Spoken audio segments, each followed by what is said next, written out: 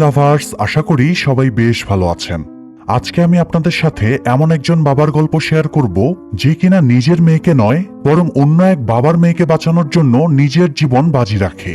সাধারণ একজন construction worker হওয়া সত্ত্বেও সে রাশিয়ান মাফিয়ার সঙ্গে যুদ্ধে নামে, তাও আবার কোনো একটা গ্যাং নয় বরং পুরো অর্গানাইজেশনের বিরুদ্ধে নামে। কিন্তু কি এমন হয়েছিল যে লোকটাকে এমন ভয়ঙ্কর সিদ্ধান্ত নিতে হলো, আর এই যুদ্ধের শেষ পরিণতি বা কি হতে চলেছে? এই সব প্রশ্নের উত্তর আমরা জানব এই বছর অর্থাৎ 2025-এ মুক্তিপ্রাপ্ত একটা অসাধারণ মুভি আ ওয়ার্কিং ম্যানের গল্প থেকে। গল্পটা এতই অ্যাকশন এবং ইমোশনে ভরপুর যে এক মুহূর্তের জন্য চোখ ফেরানোর সুযোগ পাবেন না। তো চলুন আর কথা না বাড়িয়ে সরাসরি গল্পে চলে যাই। শুরুতেই আমরা গল্পের মেইন ক্যারেক্টার লিভনকে দেখতে পাই। একটা কনস্ট্রাকশন সাইটে সুপারভাইজার হিসেবে কাজ করছিল সে। সবাইকে সবার কাজ বুঝিয়ে দিয়ে সে ডেভেলপার কোম্পানির মালিক জোয়ের সাথে দেখা করতে যায়। তারা পুরো পরিবার মিলে কোম্পানিটা চালায়। জোয়ের ওয়াইফ ক্লায়েন্ট হ্যান্ডেল করে, আর তাদের মেয়ে জেনি অ্যাকাউন্ট সামলায়।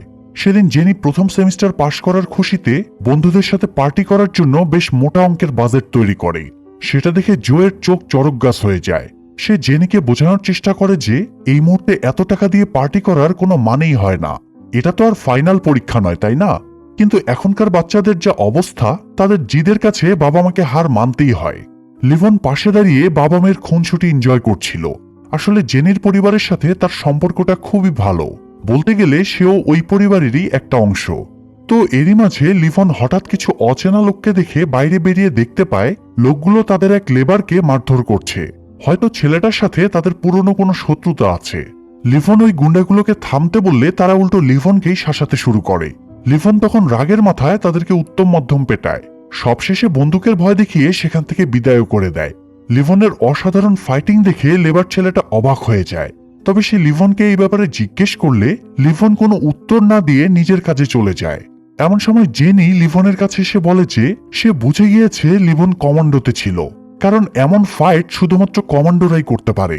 জেনির কথা শুনে লিভন হতভম্ব হয়ে যায়, কারণ তার ধারণা একদম সঠিক। লিভন আসলে একজন এক্স মেরিন কমান্ডো। তবে কোনো একটা কারণে সে তার চাকরি ছেড়ে দিয়ে এখন পরিচয় লুকিয়ে কনস্ট্রাকশন ওয়ার্কারের কাজ করছে। তো লিভন জেনিকে এই বিষয়টা কাউকে না জানানোর জন্য রিকোয়েস্ট করে, আর জেনিও তার কথা মেনে নেয়। তবে সাথে একটা শর্ত জুড়ে দেয় যে যদি সে কখনো কোনো বিপদে পড়ে তাহলে লিভনকে তার সাহায্য করতে হবে। লিভনও তার কথা মেনে নেয়। সেদিন কাজ শেষ করে লিভন তার ছোট্ট মেয়ে ম্যারির সাথে দেখা করতে যায়। তার ওয়াইফ অনেক আগেই মারা গিয়েছে। তারপর থেকে ম্যারির কাস্টডি তার নানা ডক্টর রুথের কাছে রয়েছে। লিভন মেয়ের কাস্টডি নেওয়ার অনেক চেষ্টা করেছে, কিন্তু রুথের সাথে পেরে উঠছে না, কারণ পাওয়ার এবং টাকা দুই দিক থেকেই রুথ তার থেকে অনেক এগিয়ে। তবে লিভন এত সহজে হার মানার পাত্র নয়। সে তার সর্বস্ব দিয়ে চেষ্টা চালিয়ে যাচ্ছে তার মেয়েকে কাছে পাওয়ার জন্য। কোর্টের অর্ডার অনুযায়ী সপ্তাহে একবার সে মেয়ের সাথে দেখা করার সুযোগ পায়। তবে সেদিন মেয়ের সাথে দেখা করতে গিয়ে সে দেখে যে রুথের বাড়িতে পার্টি চলছে। মূলত রুথ কখনোই লিভনকে পছন্দ করত না। সে চাইতো না ম্যারি তার বাবার সান্নিধ্য পাক। তবে লিভন সেসবের তোয়াক্কা না করে ম্যারিকে নিয়ে চলে যায়। এদিকে ম্যারিও তার বাবার জন্য না খেয়ে অপেক্ষা করছিল। তাই বাবা মেয়ে প্রথমেই চলে যায় একটা রেস্টুরেন্টে। ম্যারির সাথে কিছুক্ষণ সময় কাটিয়ে তাকে আবারও বাড়িতে পৌঁছে দিয়ে সে চলে যায় উকিলের সাথে দেখা করতে। উকিল তাকে জানায় যে তার কাছে যেহেতু থাকার ভালো ব্যবস্থা নেই এবং তার আয় রোজগারও যথেষ্ট কম, তাই তার হয়তো এখন ম্যারির কাস্টডির চিন্তা মাথা থেকে ঝেড়ে ফেলা উচিত। তাছাড়া রুথ উকিলদের টাকা খাইয়ে কোর্টে প্রমাণ করে দিয়েছে যে লিভন মানসিকভাবে অসুস্থ। এই কারণেই তাকে মিলিটারি থেকে বের করে দেওয়া হয়েছে। তাই কোর্ট কোনোভাবেই এমন একটা মানুষকে বাচ্চার দায়িত্ব দেবে না। কিন্তু ওই যে বললাম, লিভন তো এত সহজে হার মানার মতো মানুষ নয়। সে উকিলকে জানিয়ে দেয় যে সে যেভাবেই হোক ম্যারির কাস্টডি নেবেই। পরের সিনে দেখা যায় সেই রাতে জেনি তার বন্ধুদের সাথে একটা ক্লাবে পার্টি করতে যায়। তখন জনি নামের এক বারটেন্ডারের চোখ পড়ে তার উপর। কিছুক্ষণ পর জেনি ওয়াশরুমে গেলে জনি দূর থেকে তাকে ফলো করতে থাকে। এরপর সে ওয়াশরুম থেকে বেরোনো মাত্রই দুটো লোক তাকে কিডন্যাপ করে সেখান থেকে গায়েব হয়ে যায়। তবে ওই লোকগুলোই বা কারা ছিল এবং তাদের উদ্দেশ্যই বা কি, ঠিক এই ব্যাপারটাই বিশাল এক রহস্যের তৈরি করেছে। আর সেটা জানার জন্য আমাদের একটু অপেক্ষা করতে হবে।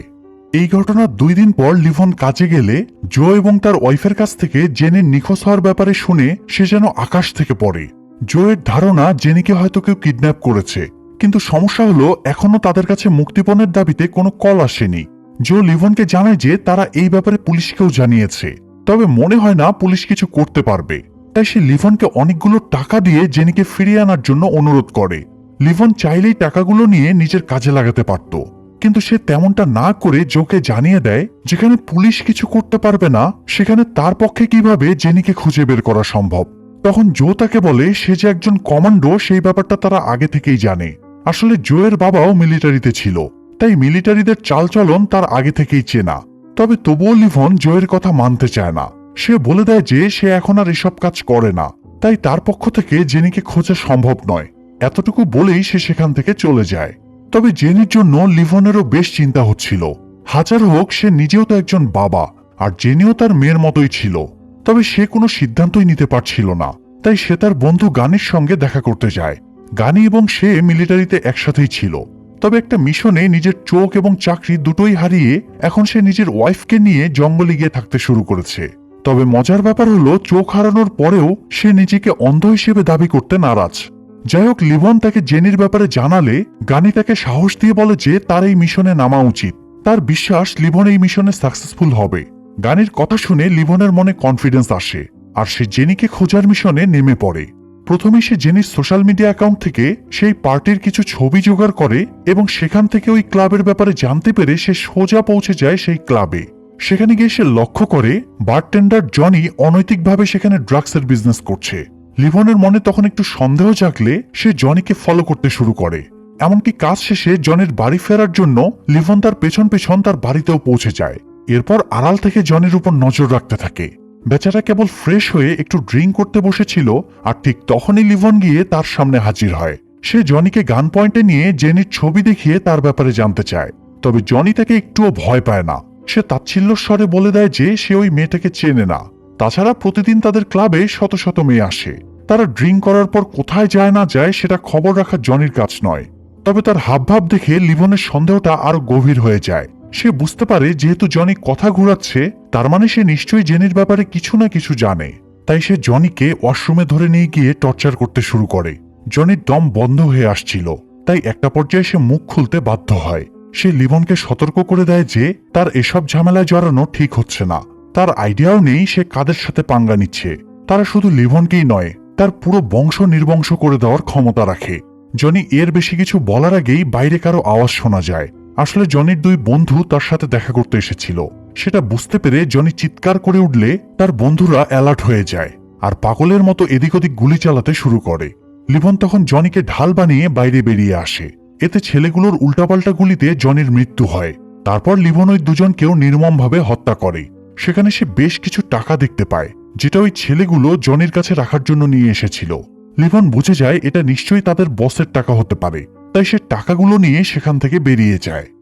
পরদিন টাকার খোঁজে জনির বস ইয়োলো পৌঁছে যায় তার বাড়িতে। লিভন তখন আড়াল থেকে সবকিছু দেখছিল। ইয়োলোকে দেখেই সে বুঝে যায় লোকটা রাশিয়ান মাফিয়ার সাথে জড়িত, অর্থাৎ লিভন নিজের অজান্তে রাশিয়ান মাফিয়ার সাথে যুদ্ধে নেমেছে। সেখানকার পরিস্থিতি দেখে ইয়োলো ভীষণ অবাক হয়। তবে আসল রিয়াকশন তো তখন বোঝা যায় যখন সে লক্ষ্য করে তার টাকাটা কোথাও নেই। সে এটা বুঝে উঠতে পারছিল না যে রাশিয়ান মাফিয়ার সাথে পাঙ্গা নেওয়ার মতো সাহস কার হতে পারে। সে তার লোকজনকে দ্রুত সেই লোকটাকে অর্থাৎ লিভনকে খুঁজে বের করতে বলে। কিন্তু সমস্যা হলো লিভনের ব্যাপারে কোনো তথ্যই তাদের কাছে ছিল না। তারা লিভনের চেহারা পর্যন্ত দেখেনি। তবে সেসব চিন্তা ফেলে ইয়োলো আগে ক্লিনার ডেকে ওই লাশগুলোর একটা ব্যবস্থা করে জায়গাটা পরিষ্কার করে ফেলতে বলে, কারণ বিষয়টা পুলিশ পর্যন্ত করালে তাদেরকে অযথা ঝামেলা পোহাতে হবে। লোকগুলো তার কথা মতো পুরো বাড়িটা সুন্দরভাবে পরিষ্কার করে ফেলে। কাজ শেষে ইয়োলো তার বাড়ির উদ্দেশ্যে রওনা হয়। তখন লিভনও তাকে ফলো করতে করতে সেখানে পৌঁছে যায়, কিন্তু সে ভেতরে না গিয়ে এবারও আড়াল থেকেই নজর রাখতে থাকে। টাকার বিষয়টা নিয়ে ইয়োলো খুব চিন্তায় ছিল। এরই মাঝে তার ওয়াইফ এসে তার সাথে একটু রোমান্স করার চেষ্টা করলে সে বিরক্ত হয়ে মেয়েটার গালে কষে একটা চড় মেরে দেয়, আর মেয়েটা তখন রাগে বাড়ি থেকে বেরিয়ে যায়। বাড়িতে তখন ইয়োলো ছাড়া আর কেউ ছিল না, আর সেই সুযোগে লিভন বাড়ির ভিতরে ঢুকে পড়ে। ইয়োলো কিছু বুঝে ওঠার আগেই লিভন তার উপর অ্যাটাক করে অজ্ঞান করে ফেলে। কিছুক্ষণ পর ইয়োলোর জ্ঞান ফিরলে সে দেখতে পায় লিভন তাকে সুইমিং পুলের পাশে একটা চেয়ারের সাথে বেঁধে রেখেছে, আর দড়িটা এমনভাবে ধরে রেখেছে যে সেটা ছেড়ে দিলেই ইয়োলো সাহেব সোজা গিয়ে পড়বে সুইমিং পুলের ভেতরে। ইয়োলো তাকে দেখেই বুঝে যায় যে এই লোকটাই জনিদের মেরেছে। সে লিভনের কাছে তার টাকার ব্যাপারে জানতে চাইলে লিভন ওই টাকাগুলো তার মুখের উপর ছুড়ে দিয়ে বলে তার টাকার প্রতি কোনো ইন্টারেস্ট নেই। এরপর সে জেনির ছবিটা ইয়োলোকে দেখিয়ে তার ব্যাপারে জানতে চায়। ছবিটা দেখে ইওলোর প্রচন্ড রাগ হয়। সে রাশিয়ান ভাষায় কাউকে গালি দিতে শুরু করে, কিন্তু সমস্যা হলো লিভন তো আর রাশিয়ান ভাষা বুঝতো না, তাই সে ইওলোর কথার মাথামুন্ডু কিছুই বুঝতে পারে না। সে ইওলোর কাছে তার কথার মানে জানতে চাইলে ইওলো তাকে ওয়ার্নিং দেয় যে লিভন অনেক বড় একটা ভুল করছে, এর পরিণতি খুবই ভয়ঙ্কর হবে। তার হুমকিতে লিভন বিরক্ত হয়ে হাতের দড়িটা ছেড়ে দিলে ইওলো পুলের ভেতর গিয়ে পড়ে যায়, আর হাত পা বাঁধা থাকার কারণে সেখানে ছটফট করতে করতে মরতে হয় বেচারাকে। এখন প্রশ্ন হলো, লিভন তো ইওলোর কাছ থেকে কোনো ইনফরমেশন পেল না, তাহলে জেনিকে কিভাবে খুঁজবে? তবে চিন্তার কোনো কারণ নেই, লিভন এত কাঁচা খেলোয়াড় নয়। সে ইওলোর কথাগুলো ফোনে রেকর্ড করে নিয়েছিল এবং পরবর্তীতে সেটা ট্রান্সলেট করে সে জানতে পারে ইওলো ডিমি নামের কাউকে গালাগালি করছিল, কারণ ডিমির কারণেই ঝামেলাটা বেঁধেছে। অর্থাৎ ডিমিকে খুঁজে বের করতে পারলেই জেনির হদিস পাওয়া যাবে। তাই এখন লিভনের নতুন মিশন ডিমিকে খুঁজে বের করা, আর এর জন্য সে তার এক পুলিশ বন্ধুর সাথে যোগাযোগ করে। তবে লোকটা তাকে সরাসরি কোনো তথ্য দেয় না, শুধু একটা বারের অ্যাড্রেস দিয়ে দেয় যেখানে গেলে ডিমির খোঁজ পাওয়া যাবে। এদিকে ইওলোর বস সাইমন পৌঁছে যায় ইওলোর বাড়িতে। সেই মূলত এই পুরো অর্গানাইজেশনটা দেখাশোনা করে। ইওলোর এমন অবস্থা দেখে সাইমন ভীষণ কষ্ট পায়, কেননা ইওলো ছিল তার ছোট ভাইয়ের মতো। তাই সে তার লোকদেরকে যেভাবেই হোক লিভনকে খুঁজে বের করতে বলে। অন্যদিকে লিভন ডিমিকে খুঁজতে গিয়ে সেই বাড়ি গিয়ে সবকিছু অবজার্ভ করতে থাকে। এমন সময় আমরা সিসিটিভি মনিটরিং রুমে আর্টিমিস নামের সেই মেয়েটাকে দেখতে পাই, যে কিনা সেদিন ক্লাব থেকে জেনিকে কিডন্যাপ করেছিল। আসলে আর্টিমিস এবং তার বন্ধু ভাইপারের কাজই হচ্ছে বিভিন্ন ক্লাব থেকে সুন্দরী মেয়েদেরকে কিডন্যাপ করা, আর বারটেন্ডার জনির মতো এজেন্টরা তাদেরকে ক্লাবে আসা সেই সুন্দরী মেয়েদের ইনফরমেশন দেয়। এরপর তারা গিয়ে সুযোগ বুঝে সেই মেয়েদেরকে তুলে নিয়ে আসে। কিন্তু কেন? এতক্ষণে হয়তো আপনারা সেটা আইডিয়া করতে পেরেছেন। হ্যাঁ, ওই মেয়েগুলোকে জোরপূর্বক তাদের ক্লায়েন্টদের মনোরঞ্জনের জন্য বাধ্য করা হয়। জেনিকেও তারা এই কাজের জন্যই নিয়ে এসেছে। তবে এখন সে কোথায় বা কি অবস্থায় আছে তা আমরা সামনেই জানতে পারবো। তো আর্টিমিস সিসিটিভিতে লিভনের কাছে পিস্তল দেখে মনে করে সে নিশ্চয়ই পুলিশের লোক, তাই সে তার অ্যাসিস্ট্যান্টকে লিভনের কাছে পাঠিয়ে দেয়। লিভন তখন লোকটাকে অনেকগুলো টাকা দেখিয়ে তাদের বসের সাথে দেখা করতে চায়। টাকা দেখে লোকটা তাকে তাদের বসের কাছে নিয়ে যায়, কিন্তু তাদের বস ড্যানি লিভনের সাথে কথা বলার পরিবর্তে উল্টো নিজের লোকদেরকে লিভনের পিছনে লেলিয়ে দেয়। লোকগুলো লিভনের উপর অ্যাটাক করলে লিভন একাই তাদের সবাইকে উত্তম মধ্যম পিটিয়ে কুপকাত করে ফেলে। তার এমন অসাধারণ ফাইটিং স্কিল দেখে ড্যানি হতবাক হয়ে যায়। এরই মাঝে হঠাৎ লিভনের একটা ট্যাটুর দিকে তার চোখ গেলে সে তৎক্ষণাৎ তার লোকদেরকে থামিয়ে দেয়। ঘটনাক্রমে ড্যানি নিজেও একজন আর্মি অফিসার ছিল, যে কারণে সে বুঝে যায় লিভন একজন কমান্ডো। তখন সে লিভনকে নিজের পরিচয় দিয়ে লিভনের উদ্দেশ্য জানতে চায়। লিভন জানায় সে ড্রাগসের বিজনেস করতে চায়। সে এমন একটা ড্রাগ নিতে চাচ্ছিল যেটা অনেক দামি এবং রেয়ার। সে ড্যানিকে জানায় প্রতি সপ্তাহে তার 2 কেজি করে ড্রাগস লাগবে। কথাটা শুনে ড্যানির মনে একটু খটকা লাগে, কারণ এই ধরনের ড্রাগস কেউ সচরাচর এত বেশি মাত্রায় নেয় না। লিভন তখন তাকে জানায় যে সে এই বিজনেসে নতুন নয়, তার অনেক কাস্টমার আছে। নেহাতই তার আগের ডিলারের কোনো খোঁজ পাওয়া যাচ্ছে না, তাই তাকে বাধ্য হয়ে নতুন ডিলারের খোঁজে বেরোতে হয়েছে। ড্যানি তখন তার কথা বিশ্বাস করে ডিলের ব্যাপারে কথা বলার জন্য পরদিন একটা কফি শপে ইনভাইট করে। লিভন তার কথা মতো পরদিন সেই কফি শপে পৌঁছে যায়। সেখানে আর্টিমিস এবং তার অ্যাসিস্ট্যান্ট লিভনের জন্য অপেক্ষা করছিল। লিভন যাওয়ার সাথে সাথেই তারা লিভনের থেকে টাকা নিয়ে তাকে একটা মোবাইল ধরিয়ে দিয়ে বলে যে ড্রাগসের ডেলিভারির ব্যাপারে তাকে এই মোবাইলে কল করে জানানো হবে। লিভন তখন ফোনটা নিয়ে সেখান থেকে চলে যায়। রাস্তায় হঠাৎ তাকে কল করে জানানো হয় তার সিটের নিচে ড্রাগসের একটা স্যাম্পল প্যাকেট রেখে দেওয়া হয়েছে। সে যদি 2 দিনের মধ্যে এটা বেচে ফেলতে পারে তাহলে বড় ডিলের ব্যাপারে কথা হবে। লিভন তখন একটু হতাশ হয়ে যায়। সে বুঝে গিয়েছিল এভাবে সে ডিমির কাছে পৌঁছাতে পারবে না, তাকে বড় একটা অ্যাটেম্প নিতে হবে। এরপর সে রাস্তার পাশে ড্রাগসগুলো ফেলে দিয়ে চলে যায়। অন্যদিকে তখন দেখা যায় জেনিকে সাজিয়ে গুছিয়ে অজ্ঞান অবস্থায় একজন ভিআইপি ক্লায়েন্টের কাছে পাঠানো হয়েছে। জেনির সৌন্দর্য দেখে ক্লায়েন্ট একেবারে ফিদা হয়ে যায়, কিন্তু বেচারা যখনই জেনির কাছে আসতে যায় তখনই জেনি তার গালে কামড় বসিয়ে তার রোমান্সের শখ মিটিয়ে দেয়। আসলে জেনিকে অজ্ঞান করার জন্য ক্লোরোফর্ম দেওয়া হয়েছিল ঠিকই, তবে সে খুব কৌশলে নিজের নিঃশ্বাস বন্ধ করে রাখাতে ক্লোরোফর্মের কোনো ইফেক্ট তার উপর হয়নি। তো জেনির কামড়ে লোকটা খেপে গিয়ে আর্টিমিসকে কমপ্লেন করে দেয়। তখন আর্টিমিসরাও রেগে গিয়ে জেনিকে টর্চার করতে শুরু করে। এরই মাঝে লিভন ড্যানিকে জানায় যে সে ওই ড্রাগসগুলো বিক্রি করে ফেলেছে আর এখন তার আরো ড্রাগস প্রয়োজন। তখন ড্যানি তাকে নিয়ে গিয়ে ফাইনালি ডিমির সাথে পরিচয় করিয়ে দেয়। তাকে সামনে রেখে লিভনের মনে হচ্ছিল এখনই ছেলেটাকে মেরে তার নাক মুখ ফাটিয়ে দিতে, তবে সে কোনো মতে নিজের ইমোশন কন্ট্রোল করে। তবে ডিমিও কম শেয়ানা নয়। সে প্রথমেই লিভনের কাছে তার আইডিটা নিয়ে সেটা ভেরিফাই করতে পাঠিয়ে দেয়। ডিমির লোকেরা সেটা চেক করে এসে জানায় সবকিছুই ঠিকঠাক আছে। তবে এই আইডি আসলে কিভাবে ঠিক থাকলো সেটা আমরা পরে জানতে পারবো। যাই হোক, আইডি ঠিক আছে শুনে ডিমি আশ্বস্ত হয় এবং লিভনের সাথে বিজনেসের ব্যাপারে কথা বলতে শুরু করে। ডিল ফাইনাল করে সে লিভনকে ড্রাগসের একটা বড় প্যাকেট দিয়ে দেয়। তবে লিভন সবার চোখের আড়ালে ওয়াশরুমে গিয়ে সেটা ফ্লাশ করে দিয়ে বাড়ি ফিরে আসে। এত কিছুর পরেও সে মনের শান্তি পাচ্ছিল না, কারণ এখনো সে জেনির কোনো হদিস পায়নি।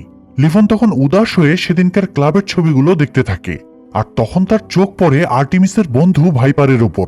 সে লক্ষ্য করে প্রত্যেকটা ছবিতেই ভাইপার জেনিকে ফলো করছে, আর সেটা দেখে লিভন এবার ভাইপারের পেছনে পড়ে যায়। সে খোঁজ নিয়ে জানতে পারে ভাইপারকে ড্যানির বাড়ি পাওয়া যাবে, তাই সে আড়াল থেকে ওই বাড়ির উপর নজর রাখতে থাকে। কিন্তু দুর্ভাগ্যবশত বাইরে থাকা সিসিটিভি ক্যামেরায় লিভন ধরা পড়ে যায়। আর্টিমিস তখন তার লোকদেরকে লিভনকে ধরতে পাঠায়। লিভন সেটা বুঝতে পেরে প্রাণপণে সেখান থেকে পালাতে শুরু করে এবং আর্টিমিসের লোকেরা তার উপর গুলি চালাতে থাকে। একটা পর্যায়ে এক পুলিশের গাড়ির সাথে লিভনের গাড়ির অ্যাক্সিডেন্ট হয়ে যায়। পুলিশকে দেখে সে মনে করে সে হয়তো ওই গুন্ডাদের হাত থেকে বেঁচে গিয়েছে, কিন্তু দুর্ভাগ্যবশত বেচারা বাঘের মুখ থেকে গিয়ে একেবারে কুমিরের মুখে পড়ে। ওই পুলিশ অফিসার আসলে রাশিয়ান মাফিয়া সাইমনের সাথে জড়িত ছিল। সে লিভনকে অজ্ঞান অবস্থায় সাইমনের ছেলেদের হাতে তুলে দেয়। তবে জ্ঞান ফিরতেই লিভন ছেলেগুলোর উপর অ্যাটাক করে। তারা কোনোভাবেই লিভনের সাথে পেরে উঠছিল না। একটা পর্যায়ে লিভন তাদেরকে সহ ওই গাড়ির ড্রাইভারকেও মেরে ফেলে। তারপর গাড়ি সহ ওই তিনজনকে একটা লেকের ভেতর ডুবিয়ে দেয়। পরদিন মাফিয়া সাইমনের লোকেরা তাদের লাশ উদ্ধার করে। সাইমন ছেলেদের ডেড বডি দেখে আর নিজেকে সামলাতে পারে না। লিভনকে মারার জন্য হন্য হয়ে উঠে সে তাদের অর্গানাইজেশনের ডিরেক্টর বোর্ডে সবকিছু জানায়। তখন চেয়ারম্যান তাকে আশ্বস্ত করে যে তার লোকেরা লিভনের উপযুক্ত ব্যবস্থা করবে। তবে তার জন্য তো লিভনকে আইডেন্টিফাই করতে হবে। তাই লিভনের ব্যাপারে জানার জন্য সে ডিমির সাথে দেখা করতে রওনা হয়, কারণ ইউলোর পরে একমাত্র ডিমির কাছেই লিভন যেতে পারে। অন্যদিকে ডিমি তাদের ভিআইপি ক্লায়েন্টের কামড় খাওয়ার ব্যাপারে শুনে জেনির উপর ক্ষেপে যায়। সে ভাইপারদেরকে দ্রুত জেনিকে মেরে ফেলার অর্ডার দেয়। তার কথা মতো ভাইপাররা জেনিকে মারার জন্য নির্জন জায়গার উদ্দেশ্যে রওনা হয়। এরই মাঝে সাইমন ডিমির কাছে গিয়ে লিভনের ব্যাপারে জানতে চাইলে ডিমি বলে যে সে তো অনেক বড় কাস্টমার। সেটা শুনে সাইমন রেগে গিয়ে ডিমিকে অনেক মারধর করে এবং তাকে জানায় যে তার বড় কাস্টমার তার বাবা এবং সাইমনের দুই ছেলেকে মেরে ফেলেছে, আর তার নেক্সট টার্গেট হলো ডিমি নিজেই। এখানে জানা যায় ডিমি আসলে ইয়োলোর ছেলে। বাবার মৃত্যুর কথা শুনে ডিমির এবার টনক নড়ে, তাই সে লিভনের আইডিটা সাইমনকে দিয়ে দেয়। সাইমন সেটার মাধ্যমে লিভনের খোঁজ করে, কিন্তু কোনো ক্লু পায় না। আসলে লিভন তার এত বোকা নয় যে নিজের আসল আইডিটাই দিয়ে দেবে। তবে অনেক চেষ্টার পর সাইমন ঠিকই লিভন এবং তার পরিবারের ব্যাপারে জানতে সফল হয়। তো পরদিন লিভনের কাছে হঠাৎ তার মেয়ে ম্যারির স্কুল থেকে কল আসে। তাকে জানানো হয় অনেকক্ষণ আগেই স্কুল ছুটি হয়ে গিয়েছে, কিন্তু ম্যারিকে এখনো কেউ নিতে আসেনি। সেটা শুনে লিভন তাড়াহুড়ো করে স্কুলে গিয়ে ম্যারিকে পিক করে নেয়। কিন্তু তার এটা ভেবে টেনশন হচ্ছিল যে ম্যারিকে তার নানা রুথ তাকে রিসিভ করতে আসলো না কেন। সে তো কখনোই এমন দেরি করে না। ম্যারি তখন রুথের লোকেশন চেক করে লিভনকে জানায় যে রুথ বাড়িতেই আছে। এটা শুনে লিভনের মনে খটকা লাগে। সে দ্রুত বাড়িতে গিয়ে দেখে সেখানে দাউ দাউ করে আগুন জ্বলছে। বলাই বাহুল্য যে কাজটা সাইমনেরই ছিল। লিভন কোনো কিছু না ভেবেই আগুনে ঝাঁপিয়ে পড়ে। ম্যারি এসব দেখে খুব ভয় পেয়ে যায়। সৌভাগ্যবশত রুথ তখনও সুস্থ ছিল। লিভন নিজের জীবন বাজি রেখে তাকে ওই আগুন থেকে বাঁচায়, কিন্তু রুথ তাকে ধন্যবাদ জানানোর বদলে উল্টো আজে বাজে কথা শোনাতে শুরু করে। এই সব কিছুর জন্য তাকেই দোষারোপ করতে থাকে। লিভন তখন চুপচাপ তার কথাগুলো হজম করে নেয়, কারণ তার কারণেই তো এসব হচ্ছে। তবে ম্যারি এখানে তার নানার বিরোধিতা করে। সে রুথকে স্মরণ করিয়ে দেয় যে লিভনের কারণেই আজ সে বেঁচে আছে। রুথ তখন নির্বাক হয়ে যায়। লিভন বুঝে গিয়েছিল ওই বাড়িতে থাকলে ম্যারিরও বিপদ হতে পারে, তাই সে ম্যারিকে তার বন্ধু গানির কাছে নিয়ে যায়। গানি তখন বুঝে যায় লিভন ভয়ঙ্কর কিছু করতে চলেছে, তাই সে লিভনকে স্টোররুমে নিয়ে যায়, যেখানে সব হাই কোয়ালিটি অস্ত্রশস্ত্র সাজানো ছিল। সেখান থেকে লিভন তার পছন্দ মতো কিছু অস্ত্র নিয়ে ফাইনাল মিশনে রওনা হয়। এদিকে ভাইপাররা জেনিকে মারতে যাওয়ার পথে জেনি হঠাৎ তাদের উপর অ্যাটাক করে দেয়। এতে তাদের গাড়িটা ব্যালেন্স হারিয়ে একটা জঙ্গলের পাশে গিয়ে ক্র্যাশ করে। জেনি তখন হাত বাঁধা অবস্থায় জঙ্গলের দিকে দৌড়াতে থাকে। সে এত জোরে দৌড়াচ্ছিল যে আর্টিমিসরা তাকে ধরতেই পারে না। একটা পর্যায়ে সে তার হাতের বাঁধনটা ছিঁড়ে দৌড়াতে দৌড়াতে এসে পড়ে মেইন রোডে। ঠিক সেই সময় একটা পুলিশের গাড়ি তার সামনে এসে দাঁড়ায়। পুলিশকে দেখে জেনি একটু স্বস্তির নিঃশ্বাস ফেলে। সে অফিসারকে সবকিছু খুলে বললে অফিসার তাকে নিয়ে রওনা হয়। জেনি ভেবেছিল তারা হয়তো থানায় যাচ্ছে, কিন্তু সে জানতো না যে ওই অফিসার আর্টিমিসদের সাথেই জড়িত। সে জেনিকে আবারও ভাইপারদের হাতে তুলে দেয়। জেনি বেচারি তখন খুব ভেঙে পড়ে। সে ধরেই নিয়েছিল এবার তার মৃত্যু নিশ্চিত। আর্টিমিসরা তাকে মারতেই যাবে, ঠিক সেই মুহূর্তে তাদের কাছে সেই ভিআইপি ক্লায়েন্টের কল আসে। লোকটা আবারও জেনিকে তার কাছে ফিরিয়ে নিয়ে যেতে বলে, তবে এবার আর অজ্ঞান করে নয়। জেনি যে অবস্থায় আছে সেই অবস্থায় নিয়ে যেতে বলে। আর্টিমিসরা সেই কথা মতো জেনিকে নিয়ে তাদের আস্তানার উদ্দেশ্যে রওনা হয়। অন্যদিকে লিভন ততক্ষণে ডিমির আস্তানায় অ্যাটাক করে। ডিমি তখন একটা মেয়েকে জিম্মি করে লিভনের হাত থেকে বাঁচানোর চেষ্টা করে, কিন্তু তাতে কোনো লাভ হয় না। লিভন তার হাতে গুলি করে মেয়েটাকে মুক্ত করে দেয়। এরপর ডিমিকে শর্ত দেয় যে সে যদি লিভনকে আর্টিমিসদের আস্তানায় নিয়ে যায় তাহলে সে ডিমিকে মারবে না। ডিমি তখন তার কথা মেনে নিয়ে তাকে আর্টিমিসদের আস্তানায় নিয়ে যায়, তবে সেখানে পৌঁছে লিভন ডিমিকে মেরে ফেলে। এরপর ভেতরে ঢুকে সবার উপর অ্যাটাক করতে শুরু করে। ভাইপার এবং আর্টিমিস তখন ভেতরের রুমে ক্লায়েন্টের আপ্যায়নে ব্যস্ত ছিল। তারা জেনিকে একটা দড়িতে বেঁধে ঝুলিয়ে রেখেছিল, আর সেটা দেখে ওই বৃদ্ধ ক্লায়েন্ট মজা নিচ্ছিল। তবে লোকটা জেনির সাথে কিছু করার আগেই লিভন গিয়ে তাকে গুলি করে মেরে ফেলে। এটা দেখে ভাইপার এক মুহূর্তের জন্য শকড হয়ে যায়। পরক্ষণেই সে লিভনের উপর গুলি চালাতে শুরু করে। ওদিকে লিভনকে দেখে জেনির সাহস কয়েক গুণ বেড়ে যায়। সে খুব কৌশলে পা দিয়ে আর্টিমিসদের গলা পেঁচিয়ে ধরে। আর্মি অফিসারের নাতনি বলে কথা, কিছু টেকনিক তো তারও জানা আছে। এদিকে লিভনের হাতে ভাইপার শেষ হয়। অন্যদিকে জেনি আর্টিমিসকে মেরে ফেলে। তবে লিভন যখন জেনিকে নিয়ে সেখান থেকে বেরোতে যায় তখনই সেই রাশিয়ান অর্গানাইজেশনের চেয়ারম্যানের লোকেরা এসে হামলা করে দেয়।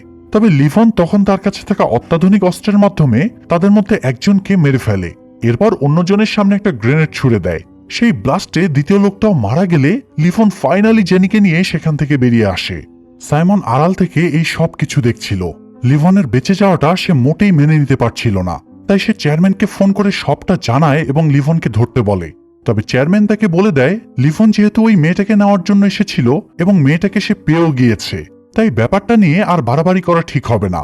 তবে মাফিয়া সাইমন কোনোভাবেই তার ছেলেদের খুনিকে এভাবে ছেড়ে দিতে রাজি হচ্ছিল না। তখন চেয়ারম্যান তাকে স্পষ্ট ভাষায় জানিয়ে দেয় যে তার ব্যক্তিগত ব্যাপারে অর্গানাইজেশন কোনো সাহায্য করবে না। এর পরেও যদি সাইমনের কারণে অর্গানাইজেশনের কোনো ক্ষতি হয় সেক্ষেত্রে তারা উল্টো সাইমনকেই শেষ করে দেবে। বেচারা সাইমন তখন রাগে দুঃখে পাগলের মতো চিৎকার করতে থাকে। আর এছাড়া তো আর তার কিছু করারও নেই, কারণ অর্গানাইজেশন ছাড়া সে নিঃস্ব। এখন প্রশ্ন হলো লিভন সবাইকে মারল, কিন্তু ওই দুর্নীতিগ্রস্ত পুলিশকে কেন ছেড়ে দিল? না, পুলিশও ছাড় পায়নি। আসলে চেয়ারম্যানের পাঠানো লোকেরা যখন ভাইপারের আস্তানায় আসে ঠিক সেই মুহূর্তে পুলিশের গাড়িটাও সেদিকেই আসছিল। গুন্ডারা তো জানতো না যে পুলিশরা ভাইপারদের সাথে জড়িত, তাই তারা শুরুতেই পুলিশদেরকেই মেরে ফেলে। তো এত বড় ঝড়ঝাপটা শেষ করে লিভন ফাইনালি জেনিকে তার বাবা মায়ের হাতে তুলে দেয়। জো এবং তার স্ত্রী তাদের মেয়েকে পেয়ে প্রচন্ড খুশি হয়। তারা মন থেকে লিভনকে ধন্যবাদ জানায়। এরপর লিভন সেখান থেকে বেরিয়ে সোজা চলে যায় তার মেয়ের কাছে। বাবাকে সুস্থ দেখে ম্যারি এবং গানি ভীষণ খুশি হয়। তারা সবাই একসাথে বসে গল্প করতে থাকে।